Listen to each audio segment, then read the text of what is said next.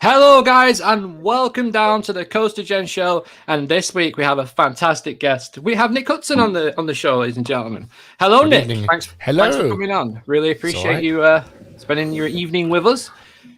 It's something to do, isn't it? You're not wrong. Of course, we're joined by Sean from Pattsville, Joe from Theme Park Insanity, Mikhile, and James. Say hi, James. Hi, James. That was really difficult to do. It's the opposite direction. So I forgot which way arms go. Yeah, literally. Right. Hello, everyone in the chat. Hope you're doing well. This is going to be an awesome show. Obviously, we've been on a few trips, so we're going to talk about them. And Sean's got some interesting stuff to talk about with Tornado Springs and how it is down at Portland's, which is really cool. I'm looking forward to talking about that. But first of all, guys, our first topic today is going to be talking about Theme Park Family Musical. So, James. Hey. Thank you. Right, a new musical, complete with catchy tunes and a Hollywood star, has recently had its global premiere. Of course, it's online because no one can go to the theatre at the moment. It's all about Blackpool, though. It's called Theme Park Fan. It's set in the resort, and our social media team's been having a look. Blackpool's the start of a new online musical, which has just had its world premiere on YouTube. Theme Park Fan follows a roller coaster enthusiast visiting the Pleasure Beach on the first weekend of the season. We're Theme Park Fans on YouTube. Creator Nick Hutson worked with 35 people on the show, including American actor Neil Patrick Harris. I've known Neil for about 10 years now, so I shot him an email saying, can you record these 2 lines? And the lovely guy that he is, he did.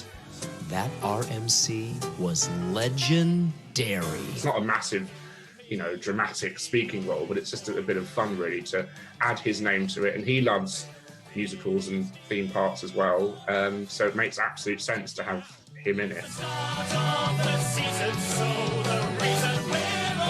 Without lockdown, this project would never have happened because so many people are sitting at home wanting to express their creativity. And I like to think that we've done the best we can. A scent has also been created to make it an immersive experience. So what does Blackpool smell like? It's a kind of lovely, salty sea air of Blackpool blended with a bit of kind of wood that's been bashed by the waves, with a bit of steel thrown in there for obviously the newer rides.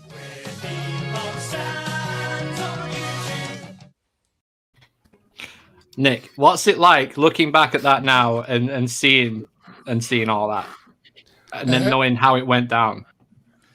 Well, I mean, I still don't know what to say about this project because it's been, as Sean will attest, it just was a whirlwind, wasn't it? Those last couple of days with suddenly we're on BBC News in Manchester and Lancashire and BBC Radio Lancashire and Heart FM and everyone loved the show, which is really, really great. It's just such a distant memory now, which is really sad because it was such a big fun thing and now we've all got the parts to enjoy, but I think it filled that void which was the purpose of it, wasn't it? It kind of for that evening it brought practically everyone together, which was really nice. Did. There was a lot of people watching. They're like almost 1,000 people at one point. I'm pretty sure it was pretty close to that, which is insane. That is a lot of people. Yeah, and nearly 11,000 views on YouTube, which isn't massive, but for a musical about UK theme park goons, I think it's quite. It's quite a lot. I think it was that time as well when it come out perfectly because obviously it was on purpose that it come out on what was supposed to be Pleasure Beach's opening weekend. But I mean, I was probably at my lowest point, like in mood wise, and I think a lot of people were at that point because it was so long, and we just didn't know when everything was going to open back up, and it just. I don't know, when I think back to that now, it was just such a weird time, that just lifted everyone and brought everyone together, and I just loved it. As far as I'm concerned, I mean everyone involved, but I started it, but I achieved what I set out to do, which was write a rather fun musical, that had lots of comedy, silly songs in it. B, raise a good amount of money for charity. A lot of money. C, bring people together and give them something to do. And D, release it on that magical day, and everything just came together. Everything else on top of it, the smell and Neil Patrick Harris and the television and the radio and all that kind of stuff was just a kind of added bonus, really. But yeah, it just came out of nowhere, right? All that stuff. Like 1 minute it was like you're like on podcasts like ours, and then on other people's videos as well, and then all of a sudden you're like on BBC, and like I was like, what the heck is going on? Like I remember being at work, like well, not at work, but I think I might have been. And I was like, how has this happened? Like it's so good and it's so surreal seeing our little tiny community just go boom into the mainstream. It's amazing. So did you see it on the telly? Was I on the telly now? He was on the telly. Yeah, she was on the telly. Yeah, he was on the telly. But yeah, just to go and talk about the money that was raised. This was taken today, so we don't know if it's changed or not. But yeah. 2007. Oh, it's ridiculous. 401% raise over the £500. That's crazy. It's nice, isn't it? And it shows how generous everyone is and how supportive they are of the cause. And it's magical, and whatever we do with the future of the show, we will always have this kind of magical, thing that everyone has contributed, whether it's their time or their talent or their money. Give us your money. Because all the money. We are the Live Aid of the theme park community. That's not a bad idea, actually. But anyway, that is not a bad idea. Nick has his next project. Yeah, it's basically a time capsule, isn't it? Now when you look back on it, yeah, it brings back so many memories when I watch it and listen to the songs. Like just from that, where everyone's just having a laugh and stuff. And it's not over yet. I mean, the album is doing really, really well on streaming platforms, which is a really nice surprise. When you go to Wetherspoons in the summer, please look in the magazine because there might be a little article about it in there. And it's things like that just kind of what? And the fact that, Amanda Thompson has tweeted it. Blackpool Pleasure Beach have tweeted it. Wetherspoons have not tweeted it because they're arseholes and aren't on social media, but sorry. Wetherspoons are wonderful. But they've taken it, all the things we were worried about, what will Wetherspoons sue us? Will Blackpool sue us? And no, they all love it. Embraced it. Which is really, really great, and that's all we could ask for, and everyone's embraced it. Apart from a couple of people who didn't get it, but whatever. You can't please everyone. No. And thank you, Sam, for Expedition Theme Park. I remember when we had a kind of cast listen through on the Saturday afternoon before we released it. Kieran Quinn, who played Jack Franciscan, and did the set design. He wasn't expecting Sam's voice, and Sam has such a brilliant, unique voice that the minute his voice appeared, he went, "Oh my god!" And then James was like that when he heard about Neil Patrick Harris. And then followed by Neil Patrick Harris. As well. I think Kieran was more excited by Sam, though. To be honest with you, But yeah, it was funny. It was funny when like the day where it's like more of it, and obviously the cast. I don't know. We had a couple of hiccups, didn't we, Sean? We had a couple of hiccups. We did. There was a few. It was the night before as well. We were like getting things rendered out and stuff, but. I remember just popping into like the because people just keep getting added to it. Yeah, the casting crew room and the green room, as I like to call it, on Zoom. Yeah.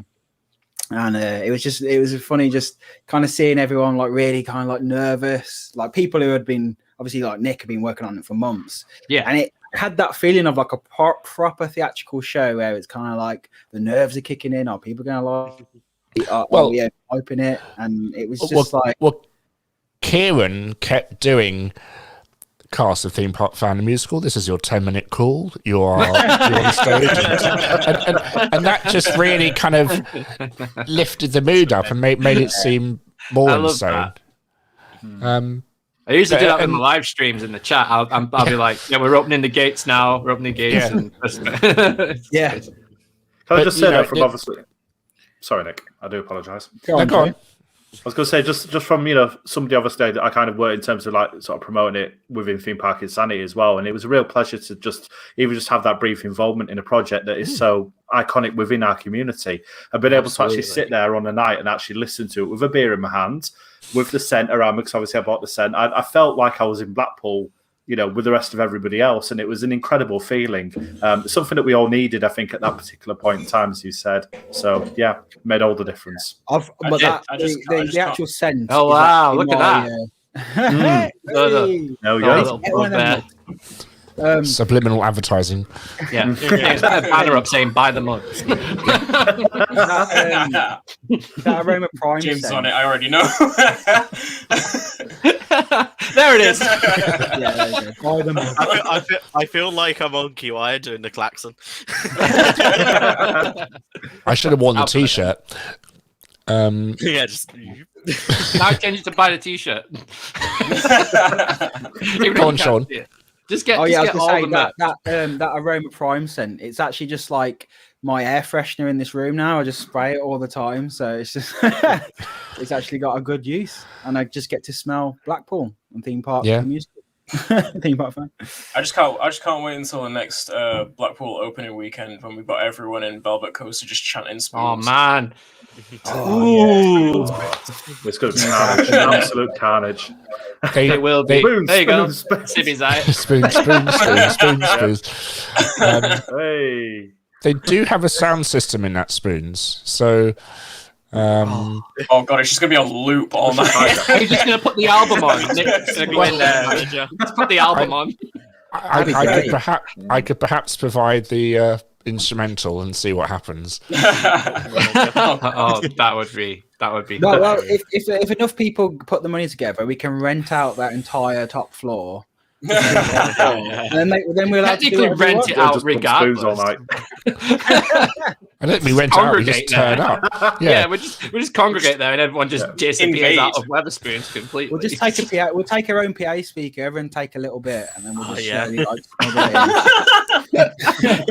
or we can just get we can just get a piano and just have like the acoustic set of the show. Having a knees up with the piano. That'd be brilliant. That would be awesome. That would be great. But no, it's as long as absolutely you play some fantastic. ragtime as well. There you go. Oh yeah, you got to do that. But no, it was absolutely fantastic. It was awesome to be a little part of it as well, and to help promote it. It was an absolute honor, Nick. So congratulations to you and everyone involved. Did an absolutely amazing job. It did, and Sean's credits were really nice, and just added everything that kind of really cool. Turned up in little bits and pieces, just added a kind of extra level of sheen to it. And I just love the fact that every single person involved was a goon. That was the nicest. And it had a kind of pantomime feel in the fact that you don't really mind that some of these people can't sing, not saying any names, Chris Heath, but it just kind of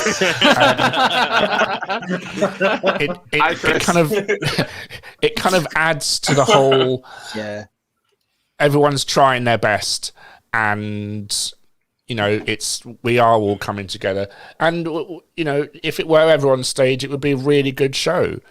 Yeah, absolutely.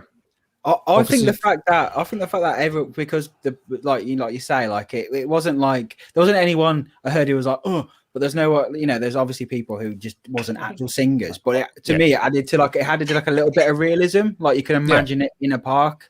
You can imagine just people just breaking out in song. And credit to a couple of people. Credit to Dylan Lee for bringing it all together. Massive credit to Archie Stephen for ripping that rap song apart and just, showing off his true talent. And thank you to Luke for the shredding solo at the very end of the show. That's a lovely touch. That was quality. Serena Cherry for doing her guitar stuff in the kind of top Big Top meets Creek That Freak was Massacre. yeah, The first time I heard that all the way through, I was just like, Yeah. That was awesome. Absolutely awesome. And Harry's like narration was just perfect. Harry's. oh yeah, yeah. So good. And so good. Ryan Nixon Ryan was incredibly brave because he's never really done something that massive before, and he really shocked people with his voice. And he shocked me. yeah, and 100%. just all the cameos. Everyone from Neil Patrick Harris to I don't know, Ruby Withers. Just all stepping in, having a laugh with it, and proving what can be done with technology and talent. Yeah. Mm-hmm. Yeah. And it's just seeing the comments now, the fact that people still listening to it, it's amazing. Yeah. The only problem is now is that Ruby is going to have to be required to do the spoon solo at some point. Has to learn the spoons. No pressure, Ruby. Opening day next year, no pressure. I'm sure we do. Who knows? It might convince Amanda to put an RMC in Blackpool, but a legendary RMC. You never know. Yeah, I was thinking about the national for me. That can go. Oh, but yeah. Should we touch on that a little bit? Do you want to touch on that a little bit? So, considering we're in Blackpool, so go on, Joe. Go on. I mean, yeah, okay. A lot of rides don't age well, granted, and the Woodies are definitely no exception there. But National this year, I went on, happy, raring to go. I came off. I've never been in so much pain in my entire life because you're literally flying around those turns, and the cars are literally doing this as you're going round. It doesn't matter where you're sitting. They're shaking from side to side. They then hit every single little bump in the track. It was unbelievable. But that is literally the only bad ride I had all day. Everything else was absolutely spot on. See, you know what's not only so that, weird? Nash is like, honestly, it's the one coaster that can be. I've never done a coaster that can be absolutely terrible one time I do it, and then actually really fun the next time I do it. This is what I'm saying. Me and Joe were in the same car on the same ride. Yeah. I didn't think it was that bad. Yeah. Doesn't it matter where you sit? I don't think it does. I actually don't think it does. We were both on wheel seats. The second row of the front car was closed off. So me and Tom from Rideflix were in the front row, and Joe and Aaron were in row 3 on the front. So we were both on wheel seats. Them three thought it was abhorrent. I thought it was bad, but it wasn't as bad as I was expecting. I like when me and Luke and Joe were, as in my Joe, when we were at Blackpool to do walk the big one. Luke ended up getting the back row, and I was like, rip. I was like, I was bricking it. It was fine. It was crazy. And it's just a really weird. It's a really weird one that can just be very different from day to day. But I swear, at some points it feels like the ride is coming off the track and slamming back down again. Yeah. When you go past the greenhouse, I think on that bit. I hate it. I just don't ride it anymore. I think it's horrendous. A friend of mine has I won't be riding it again. Trust me.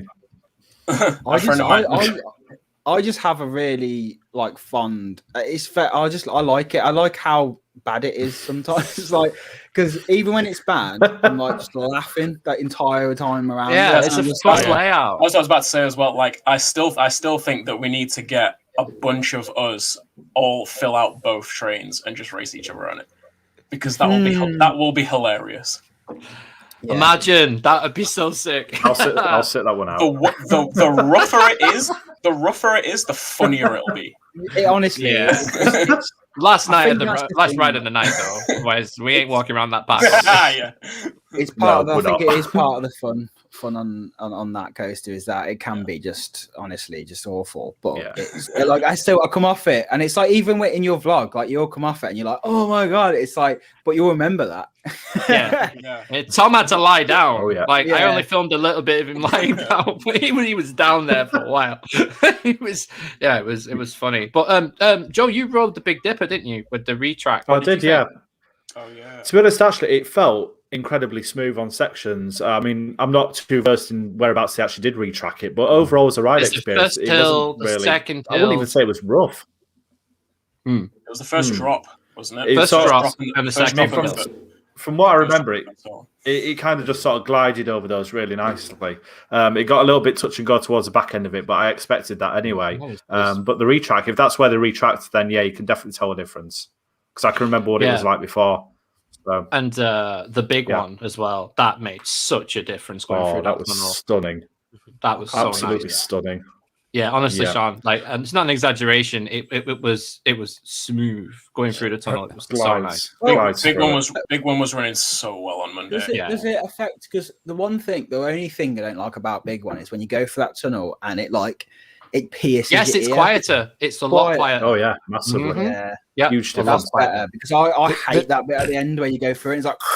The thing I don't like about the Big One is the beginning, middle, and end. I knew you were going to say something like that. Why don't you like the big one?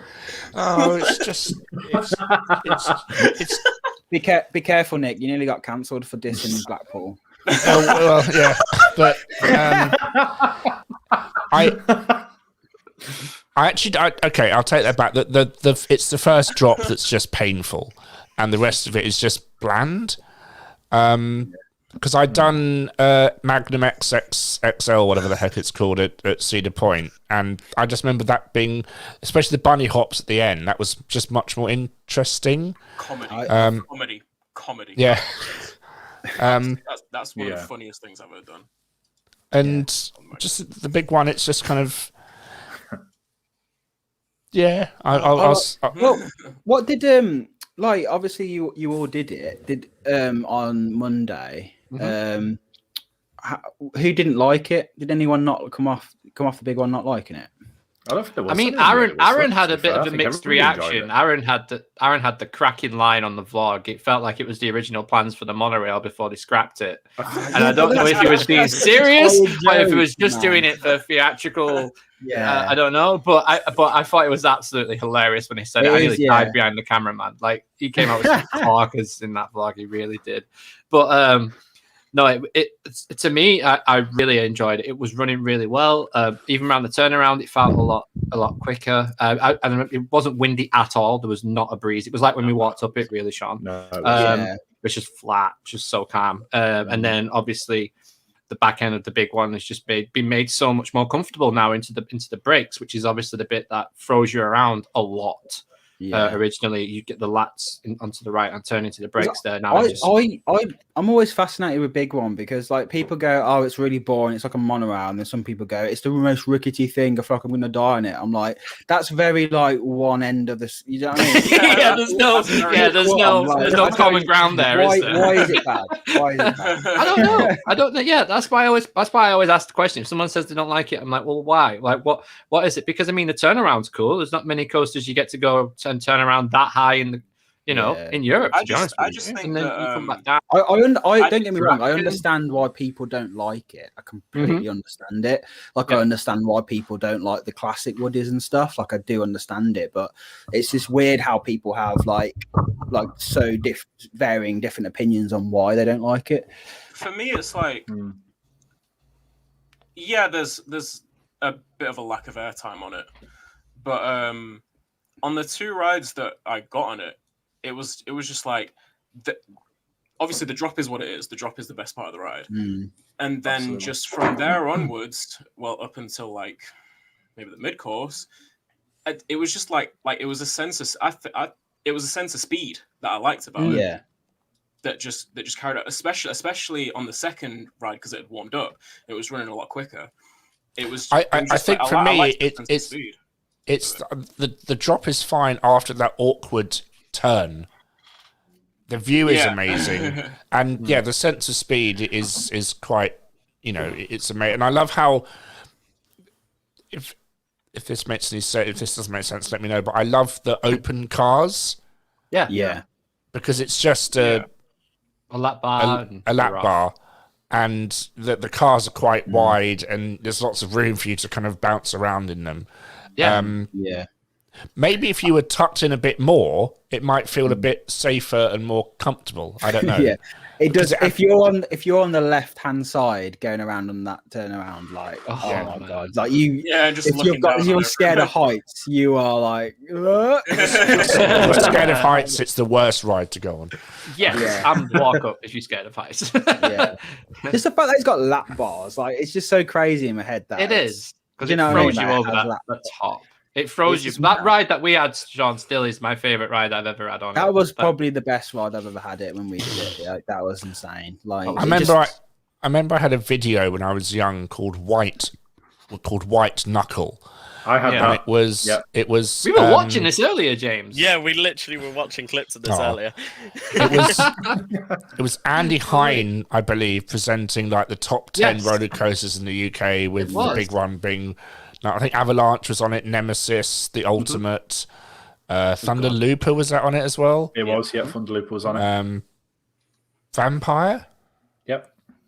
What else? We only watched. We watched a couple of them. We didn't watch all of it because we had to come on. I'm trying to remember.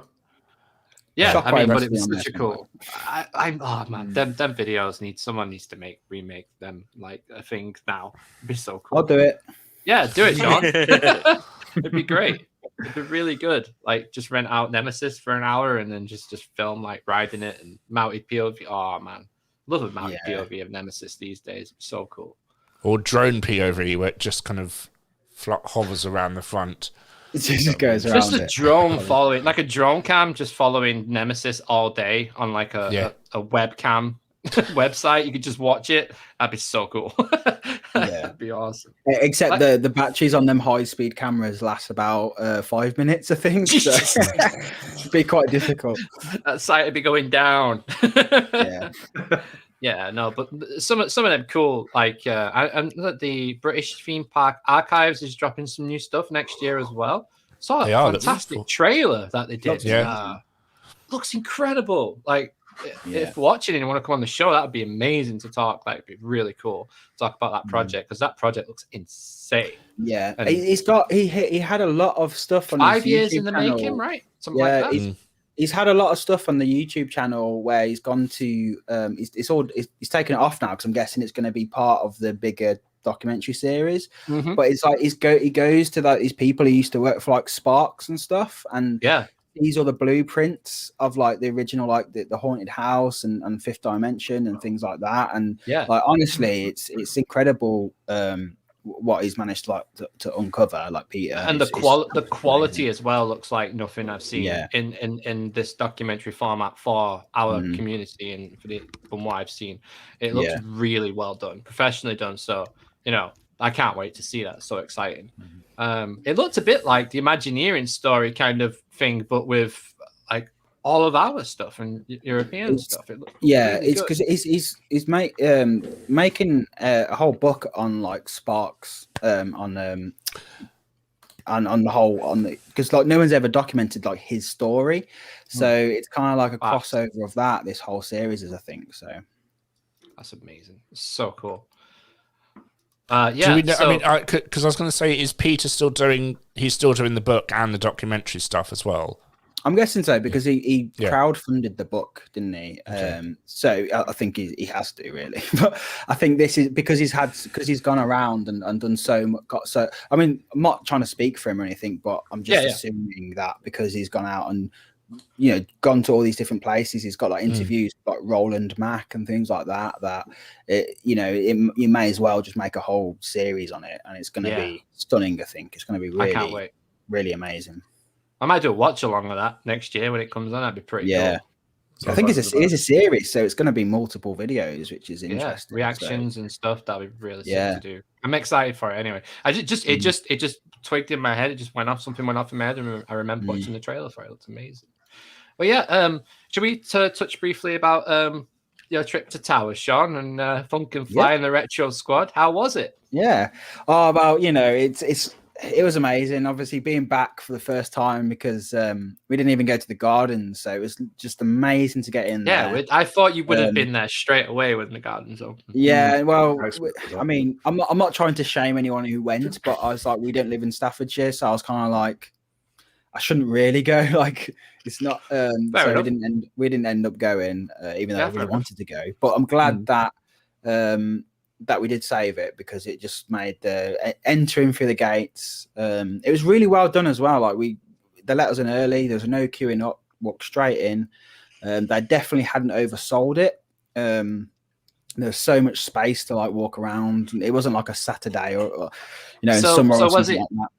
So was it like all the queues were socially distant, quite large, but then the areas around where you walk around was quite it was a bit like last year at the start. Yeah, it's basically, I think everyone was just in the queues, but so like you look on the app and you're like, oh, it's well busy day, but it's just because it's it's opening day and everyone's in the queues but like you said, it was all the actual like plazas and stuff were plenty of room to walk around. The Retro Squad, amazing. Like I just honestly. I know like me and you had a bit of back and forth, didn't we, on Twitter, and it was like when we was in messages, like because we had different opinions, and this is the problem with leaks, though. I think is that like absolutely. Do you know what I mean? Like it's I got your instant reaction to it was like, this is a bad move, but when they kind of introduced it and now they've actually like made him look like they should be part of the area. But I just think the Retro Squad, well, the flat rides, let's call them what they are, the fairground rides. They just add like don't you ruin that, the Transformers. they add so much atmosphere to the park, and just in the dead spots, like where Ripsaw was, that there was like a Bear Grylls hanging bar there, and then like where in Dark Forest, where there's just like, I don't know if you know where that is relocated there. That's like me and Joe's secret spot to go and have a picnic because no one ever goes there. Yeah, like, it's so chill behind there. Huge area. A great shot to get launched with Rita as well. Anymore, isn't it? Is it? No. Yeah. Now yours and roller discos. You just told the whole world it. I thought roller disco was going into X Sector. I thought it was that way around. Oh right, yeah, no, because mixtape being where submission was really cool. I liked it there because it is quite a nice. It's like the memorial of submission there, isn't it? Normally, it's just like a patch of grass, and you can just go into. But it's just nice to have something there, and you can see like Oblivion going on to its break run. I just think it works really well. Like, don't get me wrong, I don't want it to be a permanent thing, but for this year I think it's brilliant. Like, and it's like a when we were there, like we was going to go do mixtape, but we got there 50-minute queue, so it's popular. Do you know what I mean? And so Smile Oblivion mixtape, that's happening there then. Where would them people be if they didn't go in that queue? They'd be probably that queue, Oblivion. Yeah. So it's the right call, 100%. I'm just glad that they've done it right, man. Like I said to you, I was more curious than annoyed by it. I was like, how are they going to manage this? Where are they going to put the queue lines for it? And then when I saw where they put mixtape, I was like, smart. And then they had the new barriers up as well, where Ripsaw's Cafe used to be, and that's how you get onto Funk and Fly from that way, isn't it? It's like around the back. Yeah. And roller disco, it's just a Watts, so you can get on it anywhere really. And to be fair, like with roller disco, like you could, if you didn't know to look out for it, you could easily miss it because it is so tucked away. Because a lot of people just think you go down to like where 13 is and come back, but obviously there is that whole way. Because if you know the shortcuts around into the gardens, you'll find it. It's steep hill though. There's steep hill awaits. I was sad to hear they didn't do this. So me to say this, but I'm surprised to hear they didn't do bespoke audio for each one. I think, I personally think they should have. Yeah. But I think from their perspective, they probably, I don't think they realized how well it was going to go down in terms of like, the marketing and stuff. But they get Simon Allen to do a brilliant tune for the video, and you just never. Why isn't that used in the rides? And you want a kind of 80s cheesy transformery voiceover telling you the story of these rides as your. And they just, my understanding is they just had like 80s rock songs on repeat. Yeah, which. To be honest, it did work. It did. The 80s, like it was just a bit of a surreal thing to be hearing, like Journey in like Forbidden Valley, like, but it wasn't blasting out, so you could hear it around everywhere. It was like contained to that area. But I do know what you mean. Like, I think maybe if now they know how well it's going down, they'll start thinking about maybe doing merch and like getting a bespoke. Audio. Do you know what I want to see? I want to see a life-size Funkin' Fly you can give a high five to. Yeah, can you imagine? Like just walking around. Yeah, Transformers like Universal, but the retro squad. It's so cool. Have you seen the toy that's coming out soon? Which is way off topic here, but it's it's a Transformers truck that you speak to. And it transforms in front of your Prime very eyes. from Hasbro. Yes, I've seen that. That Yeah, we have seen that. I was going to do a reaction video Luke start on forced Event me to Select. show. So we need to feature that. It's incredible. Yeah, Optimus roll out and then it transforms into the truck. Oh man, it looks so cool. It's £700, but yeah. You can control it with an app. You can make your own. You can make a real one for that. Well, yeah, I mean, but could you imagine the possibilities of this if you had 3 of them? Yeah, they would all be talking to each other and shooting each other, and oh I don't know. It'd be so cool. Like Michael Bay had exploded in your living room, you know. well, CoasterBot just said, let's get some more permanent flat rides. So they could carry on this theme, but with like more permanent flat rides, couldn't they? Because we saw in the advert that had different names, so it would be actually quite cool. Just wants Blast Wave. I want Blast Wave. What is it with you and Blast Wave? I love it. It's a cool name. What if they did? What if they did different flat rides every year to get people to keep coming back? You know, I wouldn't moan about that. Set up these characters. Yeah. Like, next year it's Last I don't know whatever. I think that would work very well. I know not a lot of people would like it, but I think it would just it's an easy way to keep things fresh, and because they've established that whole theme now, it makes sense that they should just appear every season. You know, that's a different one, and I think that would. I'd personally like that. Now I've experienced it, and I'm like, it's not completely awful. It doesn't clash with things. They've actually put vinyls. Like honestly, Funkin' Fly looks stunning. It looks sick. That color is so nice. It's so nice. It's honestly, well, if you've seen my vlog, you hear me like gasp when I see it. I'm like, that is actually really nice. It took me by surprise when I saw it on your vlog. I was like, whoa, hang on a minute. And they made the gates black as well, so it all kind of like it looks so good. This is the best looking one out of the bunch. This is I so think interesting. The other ones. Go on. Sorry, I was just going to say, this is so interesting to me to hear such like positive feedback about it, because sort of like you were saying before about people's views of the big one being so contrasting in terms of roughness and stuff, and being like opposite ends of the spectrum. I've heard like people the complete opposite about these flat rides at Towers as well, like how they stand out like a sore thumb. They look cheap, and they still look cheap and tacky. Having actually seen them in person, they feel like they don't fit into the areas that they're in at all. It's interesting to see, you know, different people's reception of them on the same day. I guess the thing is with me, kind of speaks to like where people's minds are at. Like, I think it does. I think everyone has their own like ways. Like Alton Towers, I've been going there since I was like a teenager, and it has a lot of memories there for me. But I go to a theme park to have fun. Do you know what I mean? Like that's I would rather see Wow, man, What a weird concept. More than that, I go to a theme park. I like being around like laughter and fun and seeing other people have fun. And you know what? The average like just person who's maybe not an enthusiast, we're having so much fun. Yep. And I'd rather have that there, something there, than just being a blank place. Like that's nothing. Yeah. Do you know what I mean? Like that's.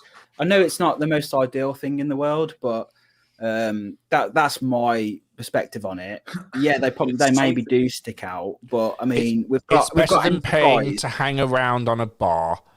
Which is exactly. And I mean, at the end of the day, those spaces for the last couple of years have looked horrific. You know, they've just been empty patches of land with, in some cases, really cheap, rubbishy things on. So not only is it nice to see Towers finally utilising those areas and introducing ride options other than the roller coasters, but also I still think this is a precursor to something much bigger in terms of permanent flat rides. Obviously, the idea of kind of having different characters, different years, that would be a great idea and a great way to go forward. But I do still feel that Towers are kind of using this almost as kind of sort of an experiment to sort of judge people's responses and maybe plan forward. And I do feel that would be really good. So I think they learnt lesson by taking the flat rides away, and absolutely, capacity is something that is needed now. In a time when we need to be more separate from other people. So it's a really good move, I think. And it proves that storytelling and presentation is absolutely key in a theme park. And that's what makes the difference, which is what they've done. And people forget they do actually know what they're doing. You know, they have been doing this for a very long time. And I never thought Towers would just plonk funfair rides down with no backstory or linking story or presentation. I'd like to see it at night, you know, that 1 week a year when we can get to do Towers in the dark, but now with the 8 p.m. close, half a week. It's be nice, and I think it's a really good idea, and I won't go on them because I hate those things, but it's I'm the same, but I've just had a brainwave. Yeah. Are they going to put the retro squad into the fireworks show this year? Man, that'd be cool. They should. That'd be cool. Now they know how well it's gone down. I think they may do. Retro squad haunt at Scarefest. Yeah, you're going to be doing the music for that. Yeah, no, I think it was a very good move this year, and you know, going back to what Nick said, when they took the flat rides out, I think they away from COVID, they've probably seen how it's affected the park, because I think with enthusiasts, we're used to waiting in queues. We don't mind it as much. Like, do you know what I mean? Like we're more tolerant of queues, whereas the average guest going to the park, they're going to get bad reviews all the time saying the queues are horrendous for some rides, which they can be. It makes sense for them to start putting something in to spread everyone out, and you know, it's gonna, you know, for TripAdvisor, the world are good, I think. And honestly, I listen to, I don't know if anyone else do it, but I always listen to what people are saying as they're walking past, you know, if they're just like a average family and some things like that. And honestly, I heard someone walk past going, oh, it really makes sense to put in these fairground rides because, you know, the queues are normally awful, but they're not too bad. That's literally what I heard. So it's working, you know, it's working. Yeah. That's good, man. It's good that everyone's enjoying it, and you know, and like Nick said, you know, if you're not into these kind of rides, you're not going to ride them, but you can still appreciate that there's a bit of color, a bit of vibrance in these areas where once nothing stood.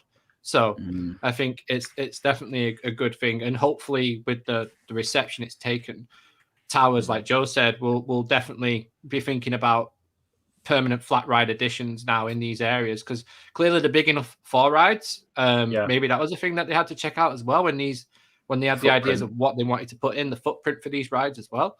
You know, Ripsaw is quite a big footprint down there where they can put stuff. Yeah. I mean, can I just say as well? I mean, obviously with a park such as Towers, that in constantly thinking forwards and big modern rides, world first, this, that, and the other. Who'd ever have thought that we would see 3 retro fairground rides appear at Alton Towers? Whoever saw that coming? You know, this is what I say. I'm like, imagine in 10 years time, and you can say, remember that time when they had them just you could ride a fairground ride up in Forbidden Valley. That was that's something that will be in when you read an Alton Towers history book in the future. Absolutely. But also there's such nostalgia for 80s things, because if you went to Towers as a child in the 80s, you now might have kids, so you are exactly their target market for kind of reliving that kind of 80s nostalgia vibes, which I hope is what the rides give. To me, it just shows that Merlin don't need to keep beating this dead horse that is world first to get absolutely get a good 100%. Attraction out. You don't need to get popular attractions out. Just build good rides. There's only so many world's first you can pull off before you run out of ideas, and I think we've hit that point. We are pretty close to that point. We hit that point pretty much. All in all, the wooden fire one was pulling at straws. Just a little bit, wasn't it? But it works, though. It works. It works. It actually works. So that's what you love Wicker Man. You can't be saying that. No, I like the ride. I'm just saying the way they marketed. It's kind of like it is funny to. It is like a bit of a stereotype, isn't it, for them to do that? But it's kind of like when people say, "Oh, 13's marketing." It's like. That was like one of the best years ever. It worked. And that the people who work in marketing, that's their job, to get people in the park and to do it. And we've got a great ride out of it, and it got people there. So and it may not and you remember it, and we're talking about it now. Years later, we remember it. Still talking about it now, so it works. But all in all, Towers done a brilliant job. Tower Street is looking amazing. The frogs again, they look stunning. I went to see those in the flesh on Sunday. Sunday. Sunday. The fact that they had all the characters out as well was awesome. There was just a lot to take in there. There's probably things I've missed off, but it was just I just loved being back, and I think they did really well, the whole team there and stuff. So, and also from my perspective, just seeing so many people out and about, me and Joe, we were walking around everywhere we went. We were just like, "Hey, how you doing?" And it just makes me love just being in this geeky little community even more. It's awesome, you can go somewhere and just know people, and it's amazing. Yeah, great day. Awesome. That sounds great, man. All right, so should we talk about Croc Drop down at Chessington? Yeah, speaking of parks that have got flat rides. Good segue.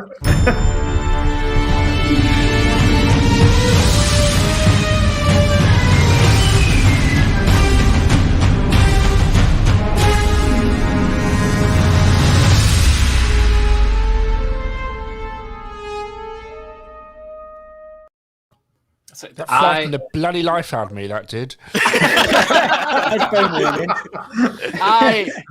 I'm so hyped to see this in the flesh and to hear this amazing soundtrack that you've produced for this ride. That music gets better every time I hear it. Yeah, it's so good. I love it. It just drops. That impact is so powerful. What I want to ask is, Nick, the story behind Croc Drop. What is the actual story behind Croc Drop, and how did you approach it with the audio aspect? So you are taking part in a ceremony to free the evil spirits that have taken over Sobek, who is the crocodile. He's the protector of the Nile, and this is true ancient Egyptian beliefs. And to free him of these evil spirits, you have to brave the drop to release the curse. And that's it. That's the story. It's really simple. It's really effective. It lends itself to the ride so well. And so the music and the cue kind of goes from quite quiet and relaxing, almost as if you're kind of punting down the Nile. That's the kind of phrase I would think of. It's kind of it's got kind of steady pace. There's cicadas in the background. It's very tranquil, and then it will grow, and the kind of big bass, heavy drums come in, and and it kind of builds, and then there's a real heroic section, and then it goes into kind of a menacing section, then it's back to the peaceful section. Oh God. And just trying to evoke as many moods as you can within the queue line, because there's not that much music in the ride. It's the queue, and it's also in the area, that music as well. And then I did something quite out there for the station as you're boarding. I believe it's the first ever Merlin ride to have sort of singing. Wow. Sort of singing. Yeah, Can sort you of define singing. sort of singing for us? Well, we were thinking, how do we put this kind of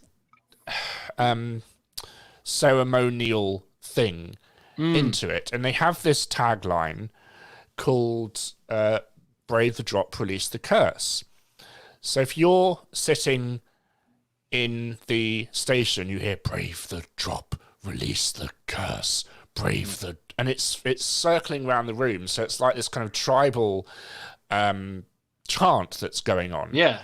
And it's really, really effective. And then the ride starts, you go up and down, there is a soundtrack playing, and then you reach the bottom, and the voiceover kind of says, "Well done, you defeated the curse. Sobek is free to carry on as always, and you are superheroes." And that's kind of, that's the ride. It's very simple, but it's all about, as the musical says, it's all about the experience. You are taking a flat ride and you are building theatre around it, which is it does it incredibly well. The theming is, I think, the best in the country. I'm not biased. It is incredibly striking, that image. If you see it in person. The detail looks insane, and just the level of different colours, the authenticity to kind of the Egyptian setting, just everything. It looks like it all just comes together as one gigantic package. It really does. It looks insane. Into the area as well, because sometimes when it looks like it's been there for 2,000 years. In a good way. Yeah, in a good way. Yeah, when you look at that area, it could be you got to tread careful ground, because you could have added that in and it could have been a different colorways and stuff, but it looks like perfectly fitted into that area, like it has been there for ages. And it's so nice because the queue goes behind the building, so it is 360 themed, and you can see that blooming thing from most places in the park now. So I think it's going to become a really iconic thing on the skyline. Yeah. And I love Chessington. As I said many times, it is my most favourite park, because I grew up there, and it was the park that went from... We've lost Sean. It's probably just nipped to the loo. It went from... it was a park, they said, let's make this a theme park, thy Lord John Wardley. And it's so Chessington. It looks like it's always been there. Yeah, and that's the thing with Chessington. Whenever they make a new edition, it always feels Chessington. Like when they do towers, it's towers. When Thorpe do Thorpe, it's Thorpe. But Chessington has this real feel about the park, from the hotels, from the car park, even to the entranceway. And when you're walking around, it just feels like nothing else in the country. It feels separate from everything. It doesn't even feel like a Merlin park sometimes. It just feels like this park that has just been created out of nowhere. There's a lovely little zoo, and everything just kind of combines. It's so nice. And the middle of the park is so underrated as well. Like we was discussing Dragon's Fury before, and where the track runs through the garden area, they're so pretty. It's such a nice place. Yeah. And Joe in the chat said, were you working on the audio for Croc Drop alongside Theme Park Fan, the musical? Yes. It was a very busy time, so started Croc Dropping. I actually got offered Croc Drop on my birthday last year. Wow. Really? What a present. Which was amazing. Nice one, Chessington. Yeah, so it was kind of, intense, but you're not doing much work to begin with. It's just lots of talking and coming up with ideas, and back and forth. You know, there's in the cut folder of the Crop Drop project, there are 45 music files. In the main folder, there are 5. You know, it's I like to keep everything, and I'm glad people like it. It's not in your face intense stuff, and I think it works really, really well for the ride, which is what you're delivering, and it's a great family ride. It is I was there on opening day, and when the ride opened eventually because of the snow, which was another story, got to see Crop Drop in the snow, and no, they did a brilliant job getting it open, and I just kids feeling like heroes coming off it, and that's the purpose. You have a bit of it's what we did with Toon Blaster as well. You have a bit of creepiness at the beginning, a lot of creepiness in the middle, and the end is you are the hero. You have taken those bold steps, and you leave feeling on top of the world, and that's what we do. Yeah, I bet you had a lot of fun though with coming up with different renditions for this, because obviously it's Egyptian themed, and there's a lot of minor in there. There's a lot of evil tones that sit in that theme, and I can imagine you probably made some quite brutal renditions for this, especially for a drop tower. I know it was a family family ride, but like I can definitely hear some Nick Hutson like Scarefest music going on with this. I can feel it, like it's finding that it certainly ends on a high. Yes, it's finding that balance between the major and the minor. Yeah, I know in the Q track I do what's called for the ending of some phrases I do what's called a TS to Picardy, which isn't a made-up Italian dish. It's it's if you're in a minor key and you end on the major chord of that minor key. So if you're in this case, I think it was an A G sharp minor, I ended it on A flat major. So it's going from that dangerous to happy, to happy. I think Hex does that great at the end finale of Hex.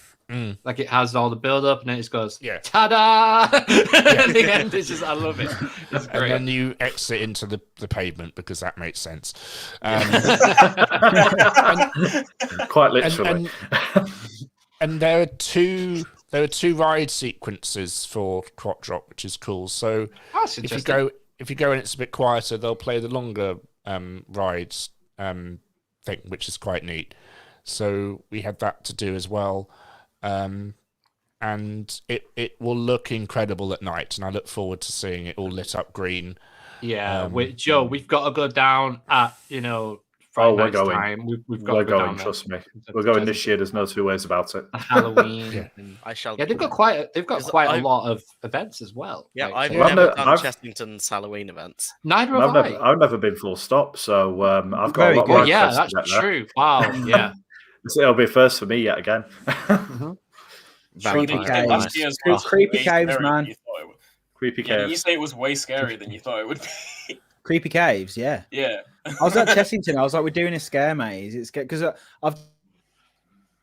have some scare mazes in there, and because they're like, they're aimed at the family audience. So I thought it was going to be on that level, and I was like, okay with that. Yeah, creepy caves. Silly boy. It was mad. It was mad. I actually didn't do Creepy Caves last year, but I did it the year before, and it was amazing then, and I know it was even better last year. So I think it had fire in it or something ridiculous indoors. Yeah, it had like pyrotechnics going off in it. And but Chessington is just so special. I don't think it gets all the love it deserves. Because it is kind of. It's got character, hasn't it? I think it's got character. You can tell that a lot of love goes into it. It doesn't feel. I feel like Chessington doesn't like. It doesn't. Hello, Sean. I think we've lost It feels. You what? I think we've lost you. You back? Hello. There you are. You're back now. Yeah. Yeah. Sorry. It kind of feels like its own park away from everything else. Yeah, I made that point before. I think you were Yeah. out. Like, it doesn't feel like a Merlin park at all. It just feels like its own thing. Yeah, and that's not like a diss to any of the other parks. It just stands out in its own right. Mm-hmm. Yeah. Really like that about it, and because I only went to me and Joe, we went to Chessington for the first time last year, when everything opened back up, and it blew me away. Like, I still think that Chessington is the best themed park in the UK. Like, the areas feel themed, like it feels like completely themed, like not just like. I think that's because it was the first part to be built with areas in mind. Yeah. Yes. Yeah, definitely. And Forbidden Kingdom is so Egyptian, and Mexicano as it is now, that's just had a bit of a retheme, and it looks lovely. Plus, you've got all the zoo and Zufari, and Transylvania, as it once was, is now Wildwood, and it works really well for the Gruffalo. There's some great dark rides at Chessington as well. It's really a good theme park, and please everyone go and visit it this year. Yes, because it's got a great addition with Crop Drop, but it's got I have no shame in saying this. Dragon's Fury is one of my most favorite rides in the world. It's an insane ride. It's amazing, and it's worth a long queue because it's such a long ride, and it's got so many different elements in it. It takes you on a journey. It really does, and it's very underrated. I love Dragon's Fury. We did an ERT on it with South Parks, like 2015, I think, and man, it was so fun. I remember once I went, it was so quiet. We just stayed on it for about 4 times, and it was great. Great. Vampire has got faster, I think, Nice. unless because I was sitting near the back, and it still whips you around that track. It is quite, and it's weird. I don't know if you felt that to feel airtime again. Not that you get much airtime on Vampire, but to feel those sensations again felt really weird. After such a long time. Yeah, man. When we rode Icon this weekend, that was crazy. Like, just the airtime on that thing was just full of it. And there's more airtime than last time. It's like, I don't think there is. I just think we haven't experienced it for a while. For sure. That's it. Like, I even had some on Big One, which is hard to say sometimes. That second ride on Icon, that second time round, though, that was insane. That thing was hauling. Can we just talk about? I know we've already talked about Blackpool, right? But we got a launch on Icon as the Big One train was literally in front of the top hat. You could literally like reach out, and I was like, "Hey!" and everyone was just going, "What?" like on the train. Oh man, it was like a movie in my head. Seriously, everyone was like. The bars came down for the cinema, and then it was like the train was just there. You know what's so funny? Cool. You know what's so funny to me about that is because obviously me and Tom were in the row behind you guys. Yeah. And we just spent like an hour and a half to 2 hours, like, getting loads of shots and photos and just around the park and stuff. So through that through that time, we would. Eventually, we just found ourselves like we'd see like a sight line somewhere and just be like, "Oh, that's a good shot. That's a good shot." And we'd take it. So on that launch with the train in front of us, I hear you two in front of us going and all of that, and everyone waving back on the big wind train and stuff like that. And then like a second later, I just hear Tom go next to me. That'd be a sick shot, that. The thing with Blackpool, you're not wrong. You're not wrong. You're not wrong, man. The thing with Blackpool is I don't know if you feel this as well.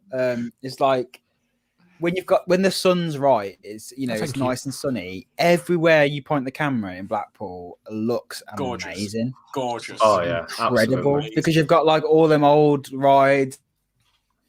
got the new rides and stuff, and it's just incredible. And I just love filming around Pleasure One Beach. place Love I'd it. never chilled out before at Blackpool was by the AstroTurf where Wild Mouse used to be, and Yeah, I had it's amazing. a blast. I had a Yeah. blast sitting there. I got myself a pint from the bar, and I was just sat down waiting for the guys to come off Grand National. And it was just so relaxing. And we ended up sitting there for lunch, and then we went back there to meet up at the end of the day. It's such a nice place to chill out. I'm actually sometimes the nicest times in a park are when you're not riding. Yeah. I agree with that. Yeah, Especially I old bastards like we are. There's 100%. I'm with you on that one. Bench the ride becomes very appealing after the age of about 25. Yeah. See, you saying that is just making me go to that advert. What sort of cheese was that? Cheese with I've lost a lot of hours sitting around there. Like you just sit down, you go, we'll just go have a little rest, like have something to eat. And you just end up looking around, watching a fountain go off. Suddenly it's like 2 hours has gone by because you're having a drink. You're watching Big One going around, which is stunning to see that going around all the time. Yeah, there. I love it. Perfect place to sit for that. Yeah, it's so nice. I love it around there. That's another thing great about Quad Drop. Sorry, but it's so much about, as Ramesses was, the spectator experience. Watching, yes. So you get hundreds of people just watching this amazing thing go up and down with the smoke, and it's that's such an important part of theme parks. And there's a lovely new area behind Crop Drop which they built, which is another kind of picnic area because it's near the drop-in chicken place, and it's got the Eye of Ramesses on the ground, which is kind of like sort of nice memorial garden for Ramesses' revenge. But it's just nice to theme parks are thinking about where can people sit and do nothing, because that is such a thing that's needed for so many people, because parks are incredibly overwhelming for some. Yes. And it's just lovely that they thought about that. And I love what Thorpe have done with their massive, probably soon to be beer tent when it comes to Oktoberfest, I'm thinking. It will be. And, I can't wait for that event again. That was so fun. We're hitting that for the first time this year, actually, to be honest with you. I'll be straight down for it. Can't wait. Man, I can't wait. Like, Thorpe in May is going to be awesome, and then when we go back down as well, like, I'm excited to see James as well. I've not seen James since Thorpe last year. Like, that was last August, wasn't it? So... It was. That was crazy, man. It's been so long, like, honestly. And then, like, just this weekend, like, meeting up with Mikhile and Tom from Rideflix as well. Make sure you subscribe to Rideflix, guys. Amazing content, by the way. And yeah, it's just been absolutely awesome, and it felt so unreal. When we was in the park, I don't know if everybody else felt the same. Like when you was in the park this weekend, or on Monday, sorry, it felt like it was wrong. It felt like a wrong thing at the start. It was like, what am I supposed to be here? I mean, like, what's going on? And then, like, when you first get on the coaster and the lap bar came down on the big one, I was like, yes, it's happening. This is happening, and it just feels great to be back at a park and taking footage. Did you plan your first ride of the season, or was it just whatever you ran to first? Was it kind of we planned the big one? Yeah, we planned the big one this year because last year in 2020 for the February opening, we actually didn't get on the big one because it was too windy when we queued up for it. It shut down. So me and Joe was like, well, me and Joe had never ridden the big one together, so it was one of them where we wanted to do that first. Do you have a kind of a first ride that you run to at every park? Because for me, I don't really, but if it's not horrendously busy, it's always rush at Thorpe Park for me, because I hate flat rides, but that is one of the most... A, it wakes you up at 10 o'clock in the morning, and B, it's just so beautiful, that ride. I could just sit on it and close my eyes and just enjoy that sensation. Yeah, it's a cool ride. I still need to ride that. I'm going to be doing that probably. I want to hit that first, to be fair, actually, because it's the one ride I wanted to get on last time that I never got to get on. So yeah, I want to make that the first ride of the day when we get to. That had a massive queue when we went. Yeah. Well, the thing is, Joe, because we've done Colossus now, you've done Saw, you've done all the big queues. We can go to Vortex first, Samurai. Samurai is a sweet ride. I love Samurai. It looks awesome. Just do Rush. Rush, yeah. Rush is great. You can avoid is it Quantum? That I hate. Yeah, to be fair, I'm not too sort of pulled in by that one. It's just getting punched in the gut every 2 seconds, isn't it? Yeah, we'll give that one a miss. What's the ARM one they have? The ARM Samurai. No, the other ARM one. Vortex. Vortex, that's it. Vortex, the ARM one. Yeah, Vortex. The G-Force that you can get on Vortex is ridiculous at times. But I do feel like, from seeing a few videos from Thorpe opening, it feels like part of the Chessington's theming has migrated over to Thorpe with the fact that they had them weird safari actors roaming round. Like, what's happening next? I think that's linked to their kind of jungle area, and they started to do that when they had the jungle escape room. Okay, thing. I've just never seen them before. No, neither have I. It was really, really random, but it looked cool. It looked cool, like a cool interaction. They've been there for a couple of years. It's great. Oh.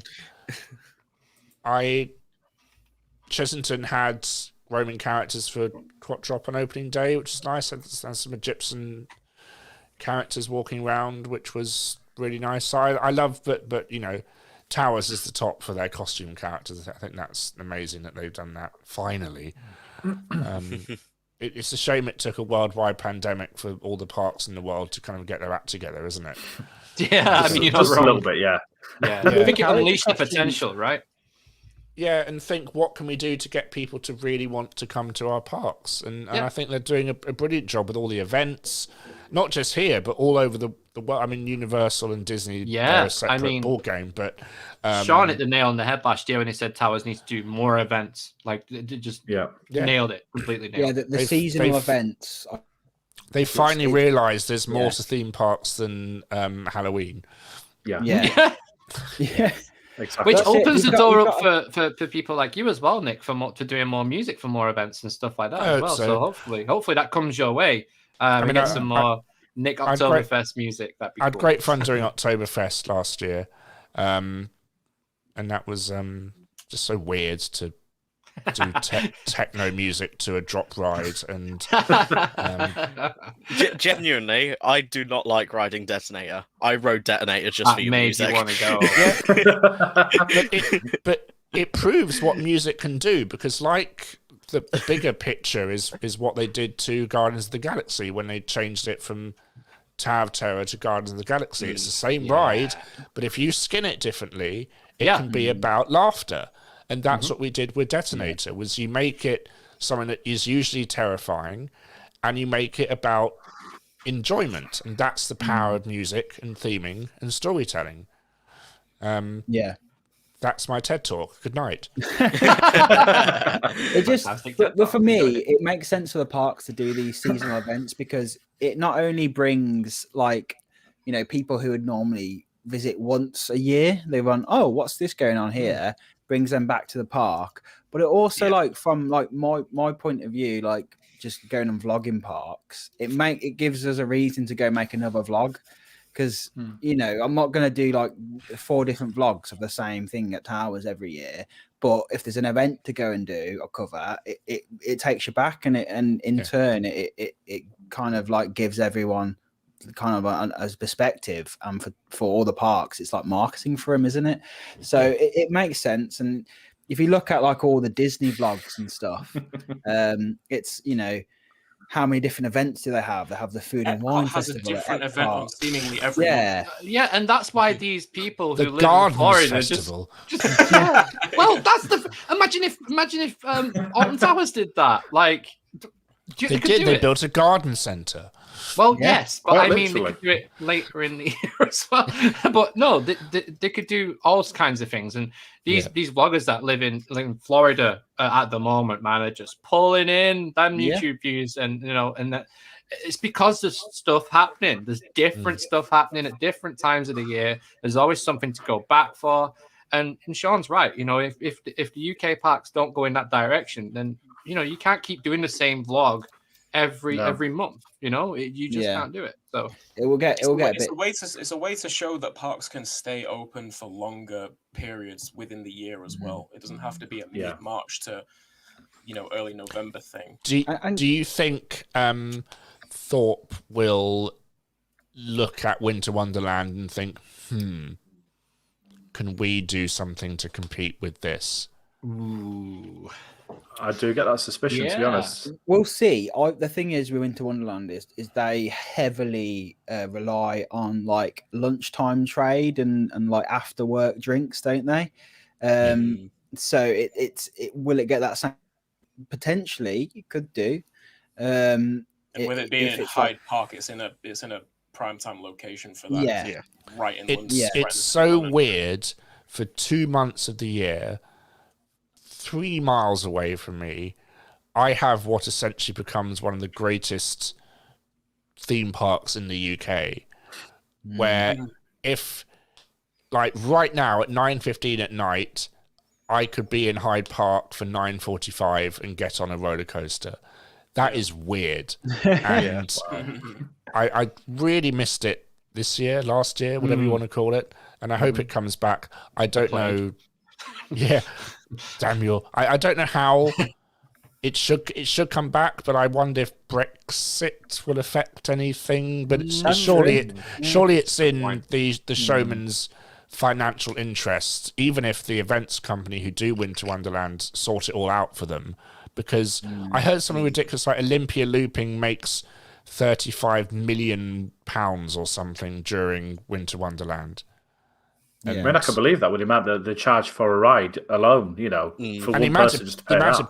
People they pump through that. The thing is, it costs them so much money to get the ride over there, and then also like they pay for their pitch fee, which is a little bit like if you hear how much pitching up a coffee stall at Glastonbury is in its like thousands upon thousands upon thousands. It's the same sort of thing. So it's like that's what boosts all the prices up. But I think with Brexit, I know that I've got a lot of friends I went to university with who did music tech, and they go touring with massive bands like AC/DC. I've got mates and all these huge bands, and what used to happen was the American artists used to go to the UK, these UK firms who would then do the whole European tours. Now, because of Brexit, they've been cut right out, and they go into European firms now. So that whole market in the UK, that whole industry, which is like more like probably £1 billion pound industry, has gone. Because it's just filling out all this paperwork and admin. It's adding the costs up. So you're right, Nick. It is that whole Brexit issue gonna deter showmen from bringing out over their rides, because it's gonna not be in their interest when they can just do another place in Europe. I hope not. But maybe Thorpe Park will look at that and say, okay, well there's a smaller Winter Wonderland this year. Let's become a Christmas, staple for the British public. I don't know.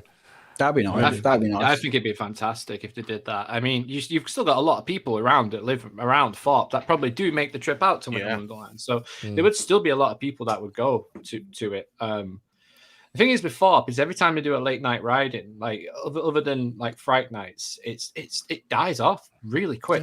Same with Alton Towers as well. Yeah. So, I mean, you even said on your vlog, Sean, like it was dying off towards the end when you was walking around. We have this weird concept in the UK where it's like, I think it's just inbuilt. It's like it gets to 5 o'clock and it's like home time. Home time. It's dinner time. Yeah. It's dinner time. It's definitely a cultural thing. It is like when I went to Summer Nights when they did it at Thorpe. Like you had they were open till 9, 10? 10 it was. Yeah. So after like 5, 6 p.m, the park was dead.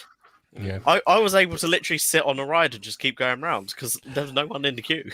But I think but also the hours the hours for these parks are so weak because of the people that live around the areas as well. That's a big problem. Where you look at Cedar Point or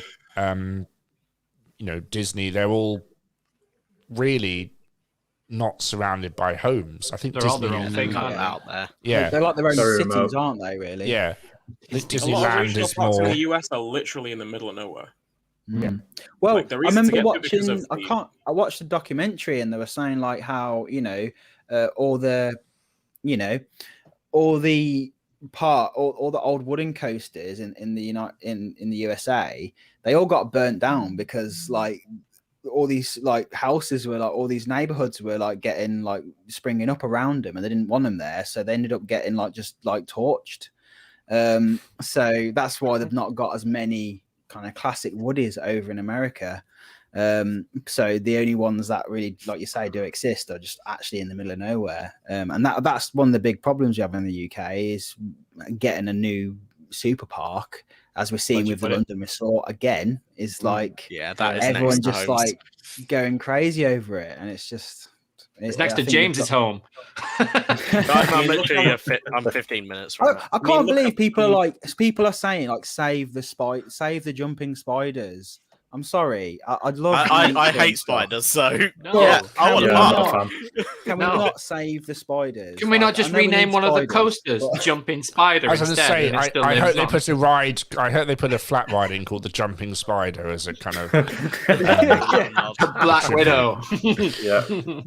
Yeah, exactly. That's a pretty cool name for an RMC, actually. Black Widow, yeah. Spider. Yeah, the Jumping Spider. Yeah, no. So it's just it's crazy. Like everything that's going on now in the UK industry alone. We're just going to touch briefly on Tornado Springs because Sean went down to Portland's. So you want to talk us about how was it, man? Like from walking in the area, like how did it come across to you?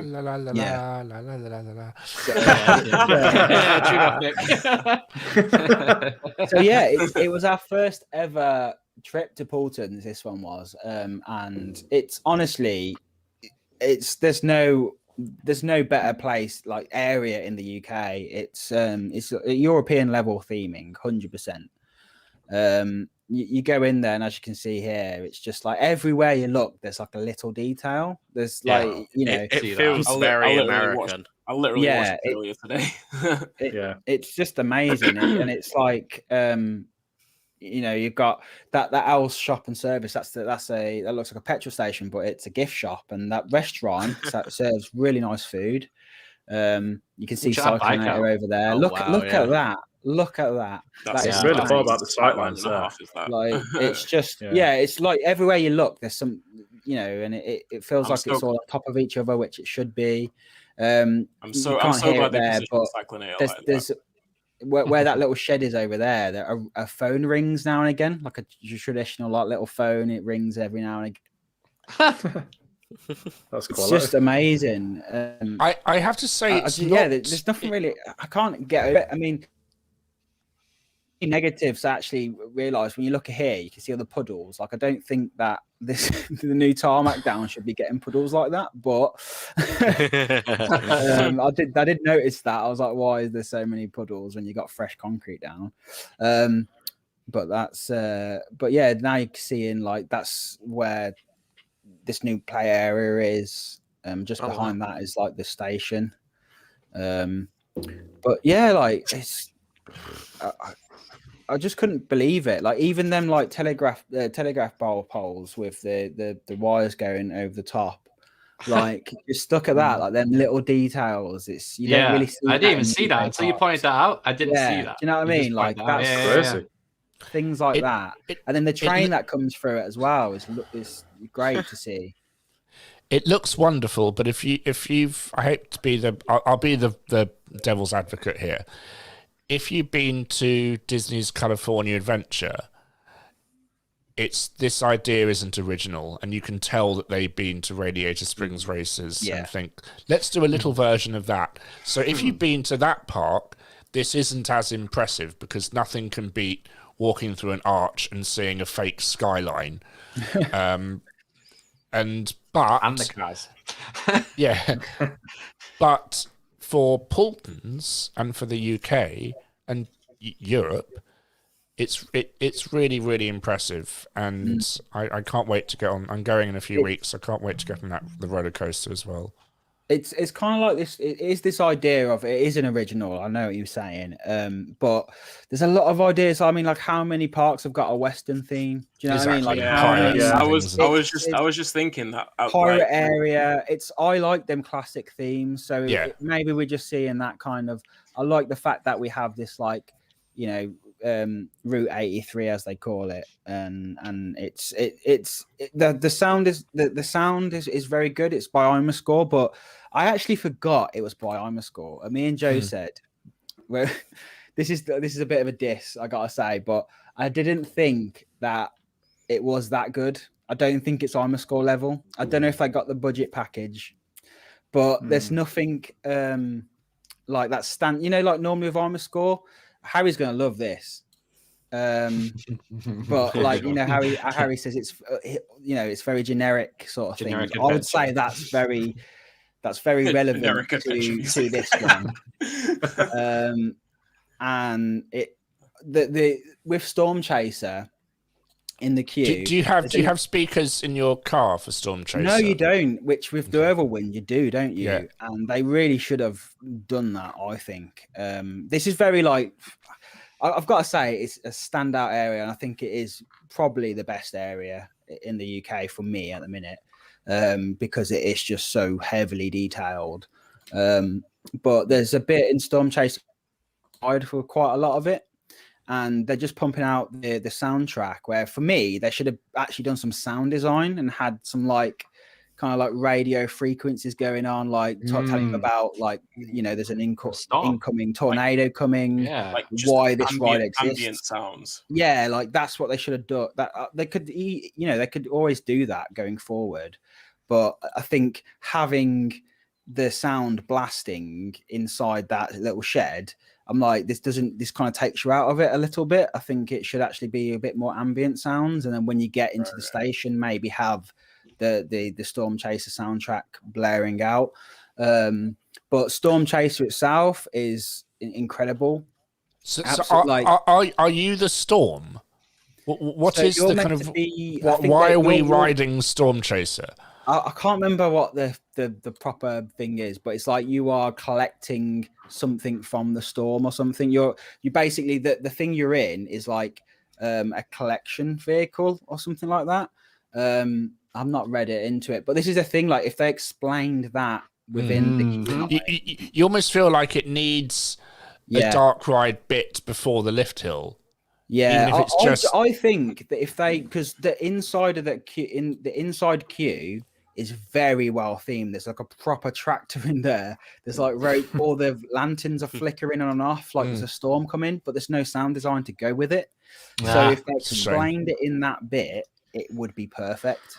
But the ride itself is like surprisingly more intense than I thought it was going to be. I've done Dwerverwind at Toverland. That's the only other type of model I've done before, and Dwerverwind has onboard audio, which this could have benefited with again. If they were just telling you, kind of like Hagrid's, where you go around Hagrid's and like he's talking to you, like that would be awesome if we had that. But it's the helixes. You pull some proper G's on it. Like we went on it. The first ride we had was early on. We didn't spin that much, but then later on in the day we did about 3 rides back to back on it, and it was just like insanely. We were spinning like crazy, and yeah, like them helix. Even if you're not spinning, I thought the spinning was controlled. No, I'm not. It's free spinning, isn't it? Okay. Yeah, I'm pretty sure it's free spin. The spinning on the extreme spinners is dampened. Oh, okay. Yeah, I guess they have to on the extreme, don't they? Time traveler, isn't it? That's those ones. Yeah. And but, the ride to her penis.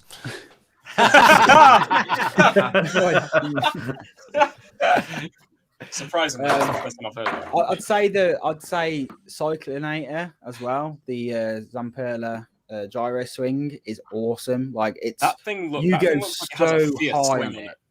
Yeah, honestly, the swing on it is insane. But I said there's the vlog we recorded. I say it on this, like I looked at it and I was like, I was a bit good because I was like, this is going to beat Maelstrom. This is going to be better than Maelstrom. And I think for some people it will. But for me, the Intamin gyro swings are so good because they give you this, like the feeling where this will be good news for some people, but I like the feeling where, when you reach the top and it feels, because you get like, when you go over a bridge and your stomach goes up like that. I find that fun. And this doesn't give you that. This kind of gives you a lot of G's, but it doesn't give you the kind of like floaty, yeah. It doesn't. For me, it didn't give me that. So I do prefer the Intamin versions, but it's still, despite that, like, oh my god, for Portons to have that gyro swing is just insane. Like, I can't believe they got it because it's a big ride question. A techie question for you, Sean. Yeah. And this has nothing to do with Rise. I'm just interested. Have you seen the footage of it where you can't see the stick the camera's on or something? Yeah. It's just, how is that done? It's just it's a 360 camera, and it kind of, it picks out, it just knows to pick out the stick where it is it's at. software built in, isn't it? And it gets rid of it, and it looks impressive. Yeah, it's the way it stitches it in the software. Yeah, it's very, very clever. But I think I'll put a tweet out the other day, and it's not the way I like to see. I hate POVs like that. Yeah, like that. I want to see point of view. My eyes. We know the whole point of point of view, isn't it? Mikhile, no, don't. It's not the fine. Planet Coaster style kind of cinematic POVs. Yeah, Coasterbot said the cycle is better. It's so long on it. I was really impressed with that. It is a very long cycle. It's just, but because they're building the new ride as well at the back of it. They're building a new coaster at the back of Cyclonator. What's that? Why not build a new coaster? Yeah, may as well. We're mad billionaires at Portons Park. But it's crazy because you obviously the one side you swing over the footpath outside of it, and then the other one you swing over the where they're working on it. And it's funny because like the first time we went on it, you go up vertical, and then I just saw this piece of wood like just being chucked onto the ground onto this pile of wood. So it's like, as I was going down, I just saw this piece of wood just land, and I was like, like away from comparing it to Maelstrom, it's incredible. It's probably one of the best flat rides in the UK, hands down. Like it's amazing. And the re-themes they've obviously done on Tornado. No, not tonight. Buffalo Falls, which is like the water slide, looks really good. The trekking tractors, that's had a whole refresh. The actual restaurant there as well. The Route. Did you have any food there? Yeah, so we went. We're vegetarian, so we had the vegan burger, and that was really nice. It was really good price. Not the Parksville burger. That's a shame. Parksville burger, yeah, Parksville burger. But no, it's really nice food. They had curly fries because Tornado Springs. Yeah, why not? Curly fries. Got to have curly fries. But loads of are the best fries. Oh yeah, with cheese, loads of cheese. Like really good choice. It just feels like. Obviously, that was our first time there, so we went there and we first experienced Tornado Springs, and then you go around the other park and you're kind of like, it's kind of like not that good, is it? Really? like Lost Kingdom is. I think Lost Kingdom's. Yeah, it's weird. It's kind of a park of two halves now. I'm guessing, like Fantasyland feels. Yeah, and I think if they carry on like I think I went about 5 years ago to Portons for the first time and I loved it. It just needs a dark ride, it needs a water ride, and it needs a wooden roller coaster, and then I think it will become, and then eventually a hotel, and it's got the best kids area in the country possibly, and I think it's a lovely park. But you can tell what really impressed me was the cleanliness. Yeah. And you just don't get that in other parts of the country, because it is, you know, is it a nature reserve or something like that, or something weird like that? I know what you mean. Sure, but something that really surprised me was when you walk through, you walk through the building, don't you? And you come out. Yeah. The gardening is stunning. So I say the landscaping is beautiful. The landscaping is like there's nowhere else like any other park I've been to where I know say Alton Towers Towers, yeah. Alton Towers Garden's really nice, but it's just in the gardens, isn't it? Whereas with Poulton's, it's like everywhere there's colour. And somewhere I remember hearing I can't remember where it was, but I heard a quote once where it's like when you go to a park, if you see green, that's like foliage on the cheap. You see colour, that's expensive because it requires upkeep. And everywhere you go around Poulton's, there's lots of colour. Topiary as well, which is There's loads of aviaries. There's loads of aviaries there to look at and stuff. And even there's like a 4D cinema, and it's done. It's not as good as like Universal, but they've got this like little backlot street, and it looks really cool. Like, and it's actually really nice. Like, I didn't expect to see that. It wasn't open, obviously, but that was quite nice to see. Yeah. But yeah, I was just really impressed with Poulton's. Lost Kingdom, like I say, it was really nicely done. But you can tell kind of like it's kind of like the only way I can compare it is if someone's learning Planet Coaster. And the areas get better as they go along. It's kind of like that. It's like you have like the Lost Kingdom's a little bit better than where Cobra is, which is just like there's no theming really there at all. And Lost Kingdom's it's got some cool rock work going on. But then it's like you go the other end of the park and you got Peppa Pig World, which is really nicely done. And it's kind of changed my opinion on Peppa Pig World now I've seen it, because I feel like even if that went out of fashion, they could easily kind of reskin it to kind of a generic kids area. It's not as inbuilt as like Thomas Land is. Like, it'd be harder to like kind of re-theme Thomas Land because it's just so inbuilt into it. But with Peppa Pig World, you could probably still re-theme it to something nicer. I mean, speaking of surprise theming, I don't know how I will get there, but I want to get to Sundown Adventure Park. I've been there. It's just this park. Someone who shall remain nameless did a video about it, and it just blew me away. So, put a coaster in. This park is amazing. I mean, I've actually been there and I've seen those rides in the flesh, and the camera work just doesn't do them justice. They're a whole other level. The theming, there's so much interactivity, even like the buildings and everything around as well. You can go through all these different buildings, and each one has like little hidden things that you wouldn't ordinarily know was even there unless you actually went into it. You got like smell pods dotted around. You got little interactive things, but it's just something else, and it's amazing. If you've got kids of that age, which obviously I have, then I'd highly recommend a visit. Definitely. Which I don't. So no. Or even if you can go with a family or something, it's very good, very very good. I can't wait to see what Poulton's do next, because and I think it's good for the entire UK industry because it's like it's raised it to another level. I can't help but wonder if they plan to revamp the area where Cobra is to bring it up to the level of the rest. Oh yeah, they need to, because you should be honest, Cobra is probably one of the best coasters in the park. It's so fun.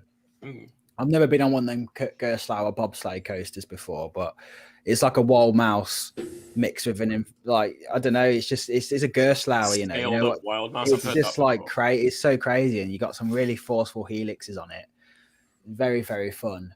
So it'd be nice if they kept that. Do we know what sort of roller coaster the next one that's coming? Obviously, it's a family coaster, but do we know exactly what it is? I don't know what it is. No, I know theming's like this farmyard. Imagine if it were an RMC, that would be hilarious. That really would.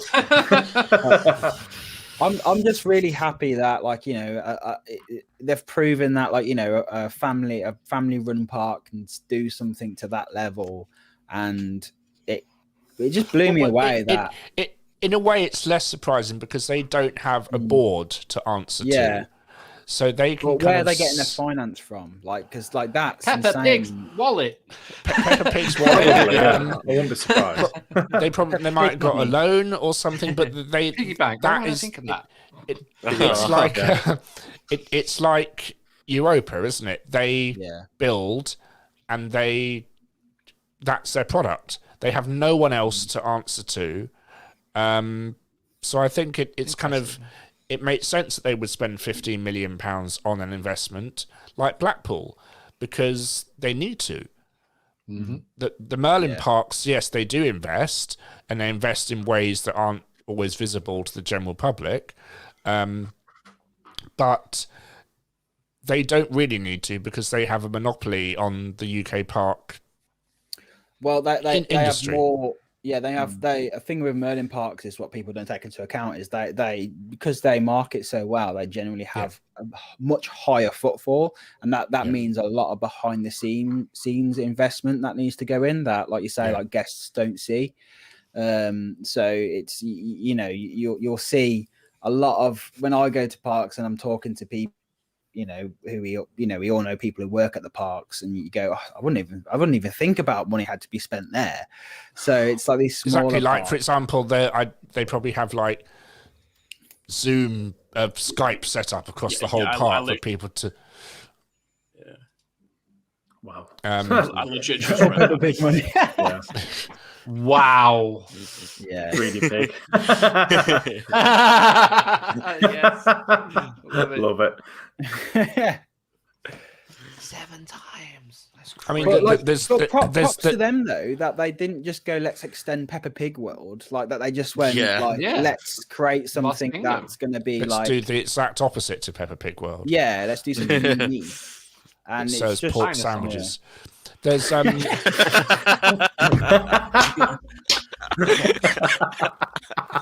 but sorry, Sean, I know you're not impressed. There's no Lumi prize as well.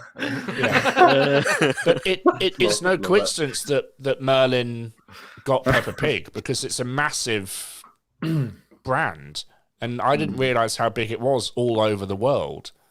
So bravo to for Portland for truly building the world's first Peppa Pig themed land.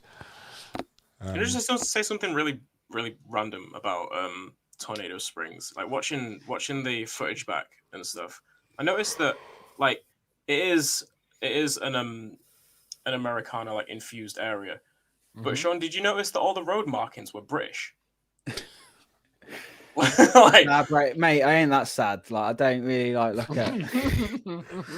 No, I literally just looked at it. I was like, it just clicked, and I was just like, do you mean like the hatched like road? Is that what you mean? Like the hatch markings, the give way road markings on the floor, a couple of the signs, potholes, were British road signs. Potholes, there's a few potholes. Yeah, I think it's look at that giveaway. Look at those giveaway lines. It's one of these things where my argument, people say, get into that territory of like, should parks continue with this like creating other cultures around the world? Is that like approaching onto like cultural appropriation and stuff? And it's kind of like, I understand what people mean, but it's like when you have a Western theme, we're not saying this is a museum. This is how the Western, how cowboys lived. It's like, no, this is like out of films. It's almost fantasy-esque, isn't it? It's like kind of taking it the whole point, to a fantasy place. And so I think they've kind of got this mix and match of like, kind of, it's not meant to be like America. It's I kind of like that idea. Of course not. I'm not even really saying it as like a drawback of the area. I found it kind of funny to be honest. Yeah, it is funny. It is funny. I think it's pretty clever. I think it's an interesting point, a wider point, really, on this. Like, I do think that some places do that a bit weirdly, where they try and copy it. Because I think if you look at like, I think a kind of a hot topic at the minute is like the Disney fanatics. Where it's kind of like if they're American, it's like they have this watered down version of like, on the world, and then something changes and they lose their bloody minds. Do you know? You know, and it's kind of like, I don't know. Didn't Fantasyland have the problem that in Africa, the African section of the park, they only hired Africans to work there, and then suddenly someone woke up and thought, that's not a very good idea. No, they still do it though. They still do it. And the weird thing about it is that I think what they were trying to do. But then Disney do the same with Epcot. So well, this is the thing. This is the thing that they're trying to do what Epcot does, which works because it is you go into these different areas, and you know it's got their name badge and it's got, you know, I'm from this actual country, not just like I look like I'm from this country. That's the difference, I think. And with Fantasyland, I think where they fail is you go to every other area and it's not the same. It's just in where you know, the African area, and that's the thing. Like they need to get it all into sync with each other. They can't just be like, this is the only area we do it. Like it's a bit silly. But we're going off topic now, aren't we? But No, you're right though. I kind of like the idea that if Portland's have like, let's not go too American, and then someone's going, you know what, let's throw some like British road markings in. That's actually quite clever. If they'll go for the angle of like keeping it somewhat related, because they've got the driving school in there. Yeah, as well. Yeah, so it has to be relatable. If they're going for the angle of making it, you know, relatable to kids, like going there, and are the announcements are the announcements in the audio American accents? Yeah, they are, because the only one I remember is Cyclonator, where it goes, it says something and it goes yeehaw. It does have some like announcements, but I can't remember any Storm Chaser ones. I can only remember like the it dawned on me, like, what if this place isn't in America at all? What if it's some weird part of England? That, yeah, you know, I could imagine that. It's definitely I think it is definitely meant to be like. That is such a better theme idea. Yeah. Some random town in England. That's amazing. In Hampshire. Yes. or like West Country or somewhere like that. Yeah. A small English village that like loads of Americans have just emigrated to. But it's interesting. It says yeehaw, because that's entirely wrong for the location. Yeah. So it's interesting. You know, there are these kind of cultural appropriation. It is going to be very difficult for parks in the future, especially ones like Chessington and like Europa Park and stuff that rely on different heightened versions of existing countries.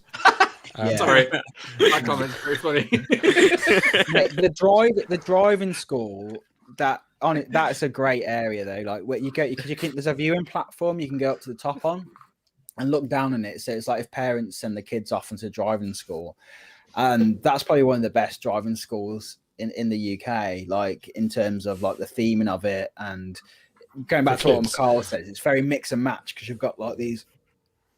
Obviously, English cones, like very, very. You don't get these cones. There's very quintessentially English cones and stuff everywhere, but then you've got a mixture of Americana type stuff as well. But if it's anything like an American driving test, you'll just be told to drive around a corner, and then that's it, and then you pass. Yeah, well, they're all automatic, so it kind of fits with it as well. Like it doesn't make the area look bad or anything. It doesn't take away from the area. It's just funny to. It's just I know exactly what you're saying, because I can't wait to see all the details though. Like even when Sean mentioned the telephone wires, I was like, I didn't even see them. I just thought that was there. Like I pick it out as of course. Why not? Well, it reminds me when I first went to Radiator Springs races and all the gates were rusty. I just thought it was bad, but then. But then my friend said, no, that's actually how they design it. And we just never really seen anything. We'd never seen anything into that level in this country before. No. So like, hold on. Nemesis has got aesthetic rough. Nemesis is teabag thing. I knew someone was going to bring that up.